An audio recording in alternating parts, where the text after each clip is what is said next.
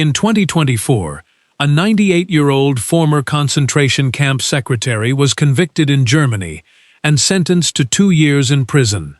She had lived a quiet life for nearly 80 years. Her neighbors had no idea what she had done during the war. Her conviction came almost 80 years after the crimes. Some people asked, what is the point of prosecuting someone so old? Holocaust survivors had a different answer. Justice has no expiration date. This is the story of the last Nazi war criminals, the race against time to hold them accountable. And what happens when the last living perpetrators die without ever facing consequences? When World War II ended in 1945, the world demanded justice. The Nuremberg trials prosecuted the most senior Nazi leaders. 12 were sentenced to death. Others received life imprisonment. The trials were broadcast globally and became the foundation for modern international criminal law. But Nuremberg only prosecuted 24 major figures. Thousands of others who had participated in the Holocaust, who had staffed the concentration camps, who had carried out executions, who had organized deportations, were never charged. Some fled to South America. Adolf Eichmann, one of the primary architects of the final solution, hid in Argentina under a false name until Israeli agents captured him in 1960.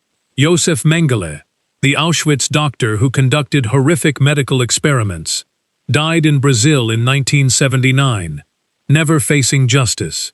But many others did not flee at all. They simply went home.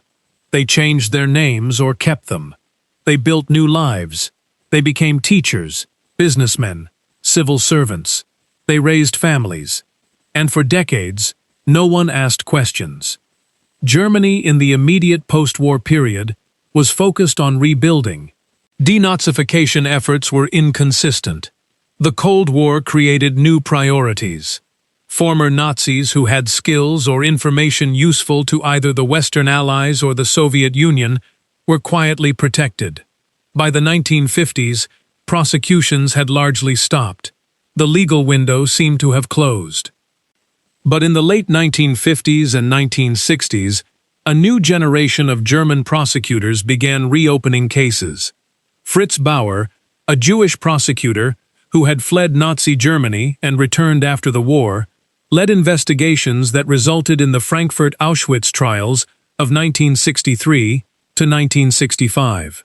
These trials prosecuted lower-level camp personnel who had previously been ignored. The testimony of survivors who traveled to Frankfurt to testify shocked a German public that had tried to move on from the past. That pattern has repeated across decades. Periods of intensive prosecution followed by periods of silence. And now, in the 2020s, Germany is conducting what are almost certainly the final trials. Not because the legal will has disappeared, but because the perpetrators are dying of old age. As of 2024, there are only a handful of living individuals who can be prosecuted for Nazi war crimes. Most are in their late 90s or over 100 years old. They were teenagers or young adults during the war. They served as guards, secretaries, clerks, low-level administrators. They were cogs in the machinery of genocide. And German prosecutors have made a decision that has generated international attention and debate. They will pursue every single case until the last perpetrator is gone. For decades, German law required prosecutors to prove that a defendant had committed specific acts of murder. Being present at a concentration camp, even being a guard, was not enough. Prosecutors had to show that the individual personally killed someone or directly participated in a specific killing. This standard made prosecutions extremely difficult, especially as time passed and evidence deteriorated. Then, in 2011, a trial changed everything. John Demjanjuk, a Ukrainian who had immigrated to the United States and lived there for decades, was extradited to Germany to face charges related to his service as a guard at the Sobibor extermination camp in Poland. Demjanjuk's trial established a new legal precedent. He was convicted not for committing specific murders, but for being an accessory to the murders of over 28,000 people, based solely on his presence at the camp as a guard. The logic was simple but revolutionary. Extermination camps like Sobibor, Treblinka, and Belzec had only one purpose. They were not labor camps. They were killing facilities. Jews were brought there by train and murdered within hours of arrival, usually in gas chambers disguised as showers. Anyone who worked at these camps, in any capacity, was participating in mass murder. Guards made the operations possible. Clerks recorded the arrivals and the deaths. Secretaries typed the orders. Without them, the machinery of genocide could not function. Demjanjuk was sentenced to 5 years in prison, but died in 2012 before his appeal was completed. His conviction was never finalized. But the precedent was set, and it opened the door for a new wave of prosecutions, based on a standard that did not require proof of specific individual acts, only proof of participation in the system. The Central Office for the Investigation of National Socialist Crimes in Ludwigsburg, Germany, began combing through archives with renewed purpose. They cross-referenced names on personnel lists, transfer orders, and pay records. They identified individuals who were still alive, and they began building cases. By 2015, several new trials were underway, and they have continued every year since. Each trial is slower than the last because the defendants are increasingly frail. Some die before trial. Some are declared unfit to stand trial due to dementia or other medical conditions. But prosecutors continue, because they believe, and survivors have insisted, that even symbolic justice matters.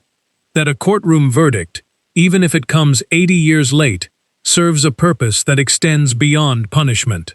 In June 2022, a 101-year-old former concentration camp guard named Josef Schuetz was convicted by a German court and sentenced to 5 years in prison for being an accessory to the murder of 3,518 people at the Sachsenhausen concentration camp between 1942 and 1945. He was the oldest person ever convicted of Nazi war crimes. He denied being at the camp despite documentary evidence, including personnel records with his name and photographs. He claimed mistaken identity.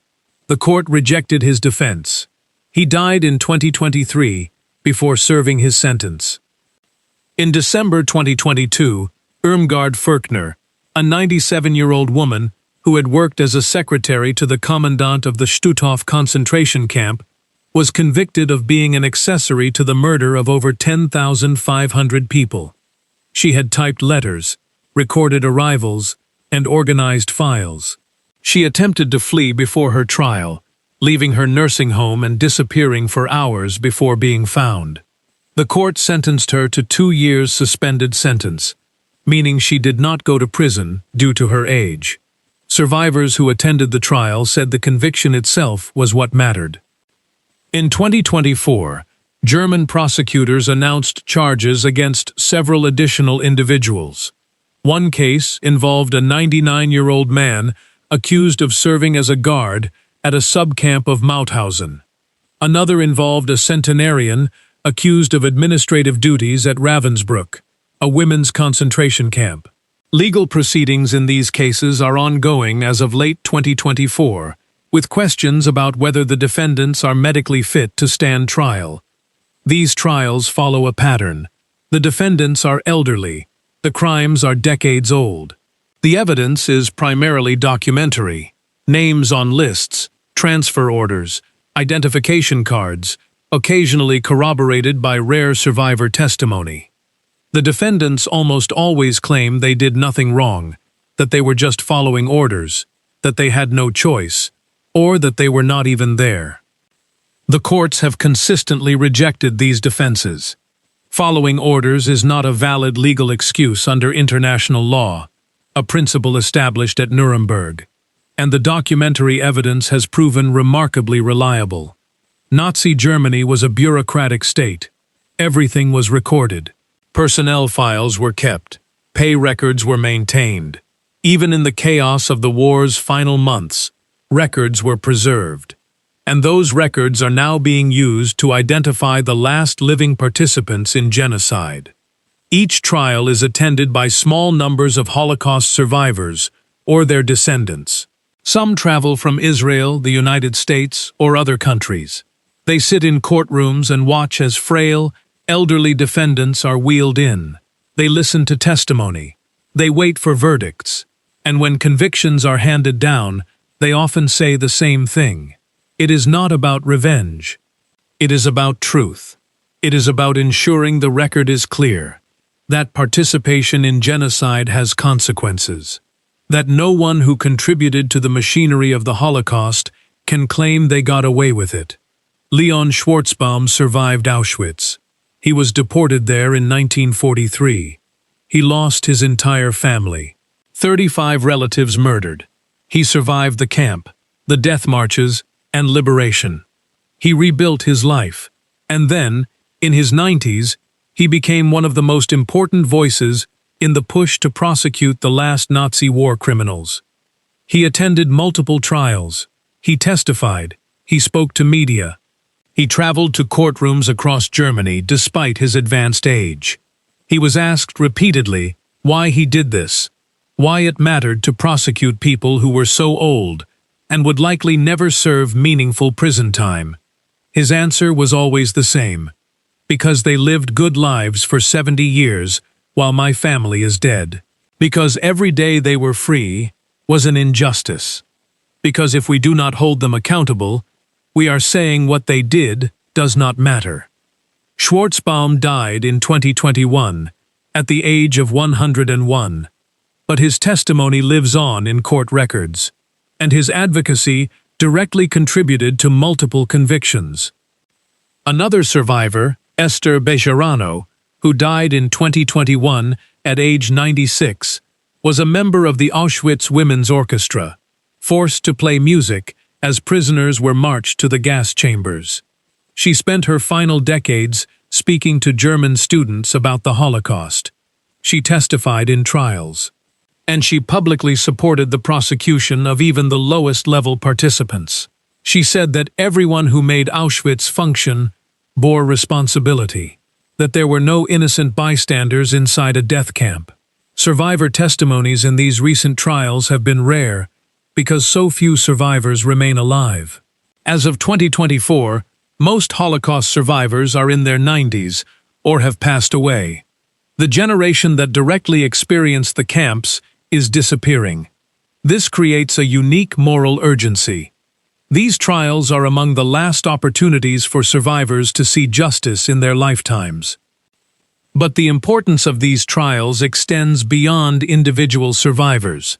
Organizations like the Simon Wiesenthal Center and the Conference on Jewish Material Claims Against Germany have argued that each trial serves an educational function. It reminds the world that the Holocaust happened. It provides documented evidence that counters Holocaust denial. It demonstrates that democratic societies take mass atrocities seriously, even across generations. And it sends a message to perpetrators of genocide in other contexts. That time does not erase responsibility. That even if you evade justice for decades, accountability can still come. This message has resonance in ongoing efforts to prosecute war crimes in Rwanda, the former Yugoslavia, Syria, and other conflicts. The families of victims who did not survive also attend these trials. They come representing grandparents or great-grandparents they never met. They carry photographs. They speak to journalists about relatives whose lives were stolen. For them, the trials are one of the only forms of recognition that their family members existed, mattered, and were murdered as part of a systematic crime. One grandson of Auschwitz victims said that attending a trial felt like the closest he could come to witnessing justice for his grandmother.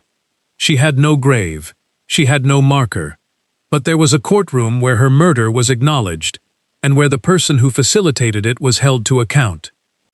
That, survivors and their families say, is what justice means when complete justice is impossible.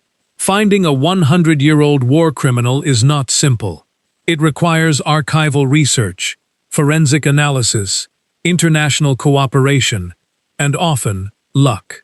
The Central Office for the Investigation of National Socialist Crimes in Ludwigsburg, Germany, has been the center of this work for over 60 years. Their files contain millions of documents, personnel records, transport lists, camp rosters, execution orders.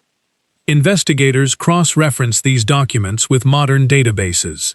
They look for names that appear on camp personnel lists and then search German civil registries to see if those individuals are still alive.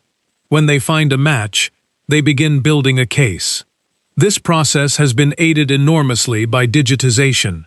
Archives that were once accessible only in person, requiring researchers to sift through physical files for weeks, are now searchable electronically.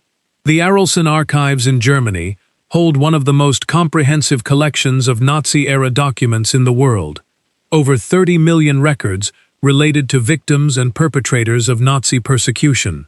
These archives have been digitized and made searchable online, allowing investigators to identify connections that would have been nearly impossible to find manually. International cooperation is also critical. Many former Nazis fled Germany after the war. The United States, Canada, Australia, and several South American countries became home to war criminals who hid their pasts. In some cases, they entered these countries legally during the chaos of the immediate post-war years, when documentation was incomplete. In other cases, they used false identities. The Office of Special Investigations, later renamed the Human Rights and Special Prosecutions Section, operated within the U.S. Department of Justice from 1979 to investigate and deport Nazi war criminals who had entered the United States. The office identified hundreds of individuals and successfully deported or denaturalized dozens. Similar offices operated in Canada and Australia. But the investigative work is not just about finding people.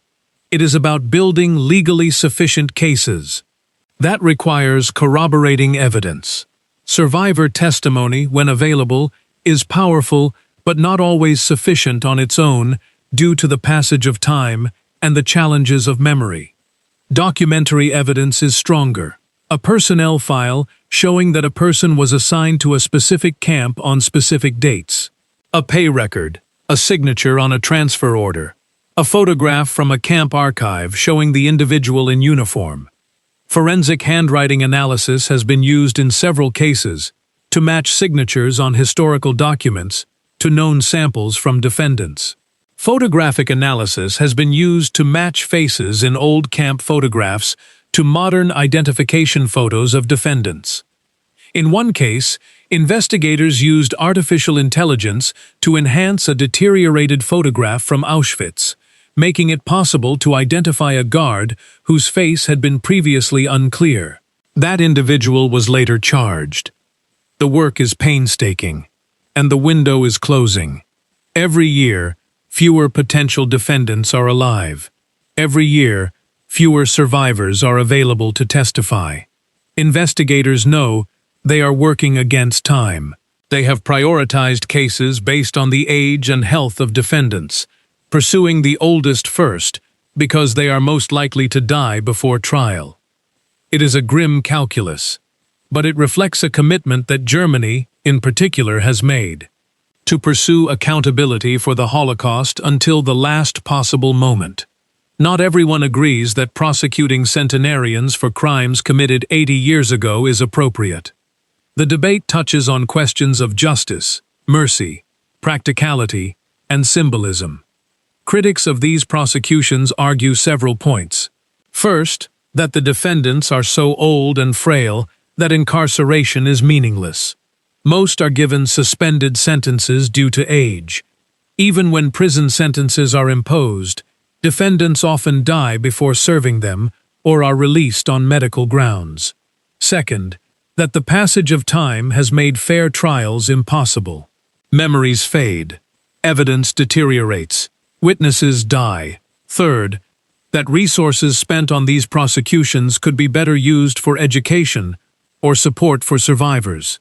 And fourth, that there is something unseemly about putting a 98-year-old in a courtroom for crimes committed when they were a teenager. But survivors, prosecutors, and historians have offered powerful counterarguments. They argue that justice is not only about punishment, it is about truth. A trial produces a legal finding. A court examines evidence and makes a determination about what happened and who was responsible. That finding becomes part of the historical record in a way that no history book can replicate. They also argue that age does not erase responsibility. The defendants lived full lives. They had careers, families, freedom. Their victims did not. The passage of time benefited the perpetrators, not the victims. Allowing age to be a shield against accountability rewards those who successfully evaded justice. Further, they argue that these trials serve a critical educational and symbolic function, particularly at a time when Holocaust denial and distortion are increasing. Far-right groups across Europe and North America have spread false claims that the Holocaust was exaggerated or did not happen. Each trial produces evidence, testimony, and judicial findings that directly counter these lies. Germany's commitment to these prosecutions is also tied to its broader approach to confronting its Nazi past. Unlike many countries that have minimized or denied historical atrocities, Germany has built its post-war identity around remembrance and accountability. Holocaust education is mandatory in German schools. Memorials are maintained at concentration camp sites. And the prosecution of Nazi war criminals, no matter how old, is seen as a continuing moral obligation. Public opinion in Germany is generally supportive.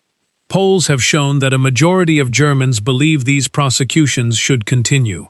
Survivor organizations are overwhelmingly in favor, and courts have consistently found defendants fit to stand trial even at advanced ages, concluding that the legal process can accommodate medical limitations without abandoning justice. There is also a practical argument. If Germany stopped prosecuting these cases, it would send a message that there is a statute of limitations on genocide, that if you can hide long enough, you are safe. That message would have implications far beyond Nazi war crimes. It would affect ongoing efforts to prosecute perpetrators of genocide in Rwanda, the former Yugoslavia, Cambodia, and other contexts. The debate is unlikely to be resolved. But as of 2024, Germany has chosen to continue. And with only a handful of potential defendants still alive, the question will soon become moot. Actuarial reality is unavoidable. Within the next few years, possibly within the next decade, the last person who participated in the Holocaust will die. That moment will mark a transition in how the world relates to this history. The Holocaust will move from living memory to purely historical memory. And the question of justice will shift from prosecuting perpetrators to preserving truth. Historians and educators are already preparing for this transition. The USC Shoah Foundation, founded by Steven Spielberg, has recorded over 55,000 video testimonies from Holocaust survivors. These interviews are archived and used in educational programs worldwide. In recent years, the foundation has developed holographic technology that allows people to interact with recorded testimonies in a conversational format. Students can ask questions, and the hologram responds with pre-recorded answers. It is an attempt to preserve the human connection that direct survivor testimony provides. Holocaust museums and memorials are also evolving. The United States Holocaust Memorial Museum in Washington, D.C., has shifted its educational programming to emphasize the relevance of Holocaust history to contemporary issues like genocide prevention, refugee crises, and the dangers of authoritarianism. The museum sees its mission as not just remembering the past, but applying its lessons to the present. In Germany, concentration camp memorial sites are managed by foundations that employ historians, educators, and guides.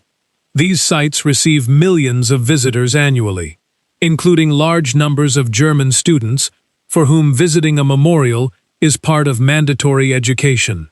The challenge facing these institutions is how to maintain emotional and educational impact as the generation that experienced the Holocaust passes away. But the end of prosecutions also raises a difficult question. What about the perpetrators who were never identified or who died before being charged? Estimates suggest that tens of thousands of individuals who participated in the Holocaust in various capacities were never prosecuted. Many are known by name from documents but were never located. Others died before charges could be brought. Their stories are part of the historical record, but they never faced legal accountability.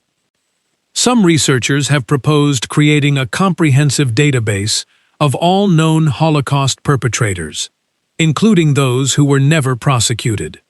The database would include documentary evidence, known biographical information, and the crimes they are known to have committed. The purpose would not be punishment, which is no longer possible, but historical clarity, to ensure that as many perpetrators as possible are identified by name, so that the record is as complete as it can be. This proposal has been controversial. Some argue it serves no purpose if the individuals are already dead. Others argue that naming is itself a form of accountability, and that historical accuracy requires identifying as many participants as possible. What is clear is that the nature of Holocaust remembrance will change when the last survivor and the last perpetrator are gone. It will become a purely historical event, like World War I or the Armenian Genocide, known through documents, archives, and recorded testimony, rather than through living voices. That transition is already underway, and it makes the remaining trials and the remaining survivor testimonies all the more precious. In October 2023, a survey conducted across several European countries found that a significant percentage of young adults could not name a single concentration camp. Another survey in the United States found that nearly 2/3 of young Americans did not know that 6 million Jews were killed in the Holocaust. These findings shocked educators and survivors. They revealed a gap in historical knowledge that has serious implications. At the same time, Holocaust denial and distortion have increased, particularly on social media platforms where false claims spread rapidly. Conspiracy theories claiming the Holocaust was exaggerated or fabricated have found audiences among far-right groups, and even among some mainstream political movements in Europe and the United States. This context makes the recent trials more important than they might otherwise be. Each trial produces extensive media coverage. Each trial surfaces testimony, documents, and evidence. Each trial becomes an opportunity for education.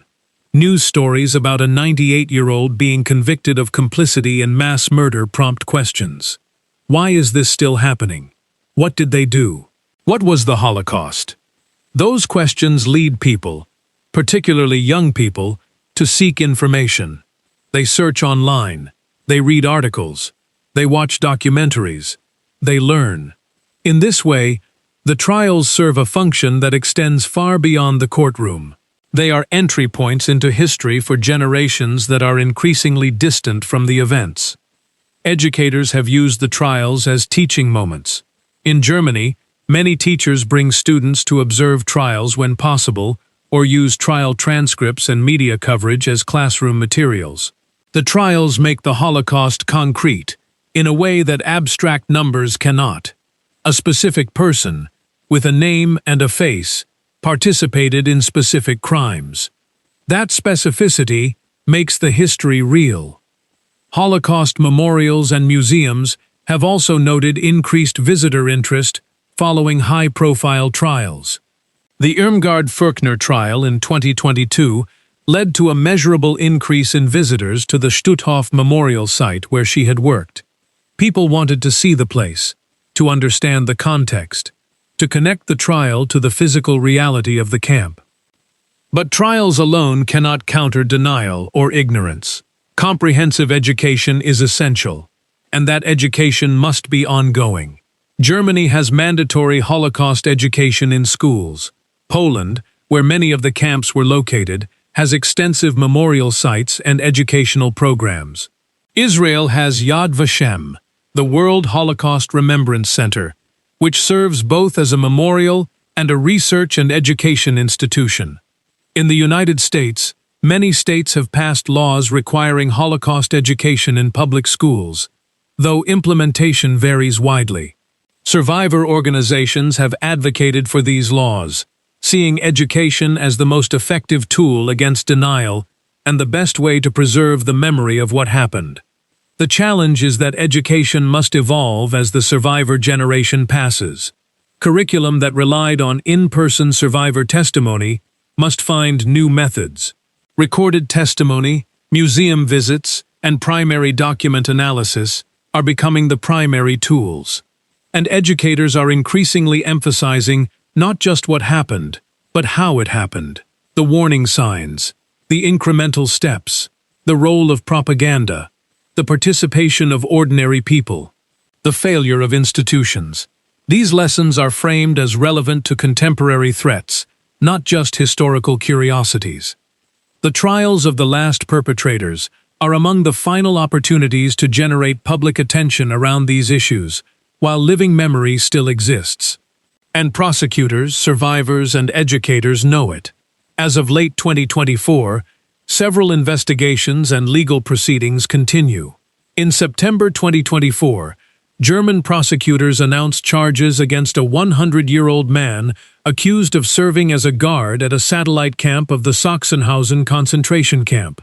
The man, whose name has not been publicly released due to German privacy laws, is accused of being an accessory to the murder of over 3,300 prisoners between 1943 and 1945. The case is pending a fitness to stand trial evaluation. In Poland, investigators continue to exhume and examine mass graves near former campsites. In 2024, forensic teams working near the site of the former Sobibor extermination camp uncovered remains of victims and personal belongings that had been buried for nearly 80 years. The items, including shoes, eyeglasses, and identification documents, have been preserved and will be displayed at memorial sites. Some items have helped identify victims whose names were previously unknown. In the United States, the Human Rights and Special Prosecutions section continues to investigate individuals suspected of Nazi persecution, who may have entered or remained in the country. In 2023, the Department of Justice successfully denaturalized a 95-year-old man who had lied about his service as a concentration camp guard when applying for U.S. citizenship decades earlier. The man, who has since died, was stripped of citizenship, though he was never extradited. International cooperation on these cases has increased. In 2024, German and Polish authorities jointly investigated several cases involving individuals who served at camps located in what is now Poland, but were German citizens. Evidence sharing between countries has accelerated prosecutions that might otherwise have stalled. There has also been progress in identifying victims. The Aralson Archives, in collaboration with Yad Vashem and other institutions, have used DNA technology to identify remains from mass graves and match them to living relatives. In several cases, families have received confirmation of what happened to relatives who disappeared during the Holocaust, bringing closure decades after the war. Survivor testimony archives continue to grow. Organizations are racing to record testimonies from the remaining survivors before they pass away. In 2024, the USC Shoah Foundation announced that it had recorded its final interviews with several survivors who were among the last living witnesses to specific camps and events. These recordings are now part of a permanent archive that will be used for education and research indefinitely. Legal scholars and human rights organizations have also begun examining what lessons from Nazi war crimes prosecutions can be applied to other contexts. The principle established in the Demjanjuk case, that participation in a system designed solely for killing constitutes accessory to murder, has been cited in arguments for prosecuting ISIS members, Rwandan genocide perpetrators, and others who served in organizations with no purpose other than violence. The question of reparations also remains active. In 2024, The Conference on Jewish Material Claims Against Germany negotiated increased funding for home care services for elderly Holocaust survivors. Many survivors live in poverty, particularly in Israel, Eastern Europe, and the former Soviet Union. The funds are intended to provide basic support for survivors in their final years. And in an unexpected development, several defendants' families have issued apologies. The son of a man convicted in 2023 of serving as a concentration camp guard wrote a public letter acknowledging his father's crimes and expressing remorse on behalf of his family. It was a rare moment of accountability from the next generation, and it was noted by survivors as meaningful, even though it could not undo the harm. In 2024, a 98-year-old woman was convicted and sentenced. She had lived nearly 80 years in freedom. She had raised a family. She had neighbors who liked her. She had a life. And then, decades later, a court said what she had done during the war mattered, that her participation in the machinery of genocide made her complicit in the deaths of thousands. Some people still ask, what is the point? She is old. She will not serve meaningful time. The people she helped kill are still dead. What does this accomplish? Holocaust survivors have answered that question over and over. Justice is not just about punishment. It is about truth. It is about the historical record. It is about ensuring that no one who participated in the worst crime in human history gets to die pretending they were innocent. It is about the families of victims who never got to see their loved ones again, who never got to bury them, who never got answers. For them, a trial is one of the only forms of recognition that their family members existed and mattered. It is about education. Every trial generates headlines. Every headline is a reminder. Every reminder is a chance for someone to learn, to ask questions, to understand. And it is about the future.